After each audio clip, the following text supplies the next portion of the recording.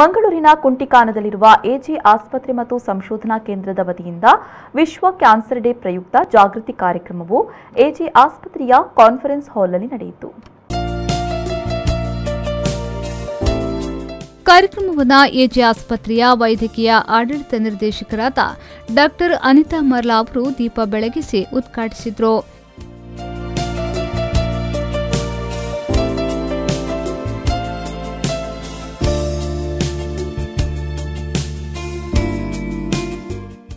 ಇದೇ ವೇಳೆ ಕಾರ್ಯಕ್ರಮದಲ್ಲಿ ರೇಡಿಯೇಷನ್ ಆಂಕೋಲಜಿ ವಿಭಾಗದ ಎಚ್ಒಡಿ ಡಾ ಕಮಲಾಕ್ಷ ಶೆಣಿಯಪ್ರೋ ಮಾತನಾಡಿ, ಫೆಬ್ರವರಿ ತಿಂಗಳ 4ನೇ ತಾರೀಕಿನಂದು ವಿಶ್ವ ಕ್ಯಾನ್ಸರ್ ಡೇ ಕಾರ್ಯಕ್ರಮವನ್ನು ಆಚರಿಸುತ್ತೇವೆ.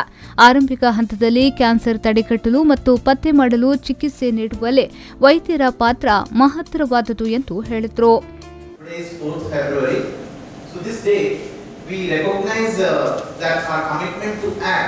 will lead to powerful progress in reducing the global impact of cancer. On 4th February, so this day, whoever we are, like whatever we are action, big or small, will make a lasting positive change. That is what we need to do. We need your commitment to create the world free of cancer. And this World Cancer Day, whoever you are, what will you do? Like that is what we have to discuss. The World Cancer Day is a campaign built to resonate, inspire change and mobilize action long after the day has passed. So it's not a day for on 4th February. Today we start and then continue it further throughout the year. A multi-year campaign offers a chance to create long-lasting impact by increasing the public-facing exposure and engagement. More opportunities to build global awareness and impact-driven action.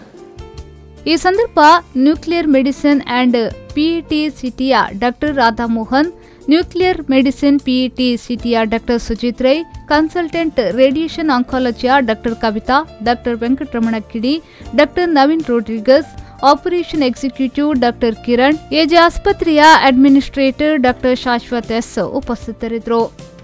ಇನ್ನು AJ ಆಸ್ಪತ್ರೆ ಮತ್ತು ಸಂಶೋಧನಾ ಕೇಂದ್ರದಲ್ಲಿ ವಿಶ್ವ cancer ದಿನಾಚರಣೆಯ ಪ್ರಯುಕ್ತ February 4ರಿಂದ 17ರವರೆಗೆ cancer screening ಪ್ಯಾಕೇಜ್ಗಳಿಗೆ ಶೇಕಡಾ 50% ರಿಯಾಯಿತಿಯನ್ನ ಘೋಷಿಸಿದ್ದಾರೆ.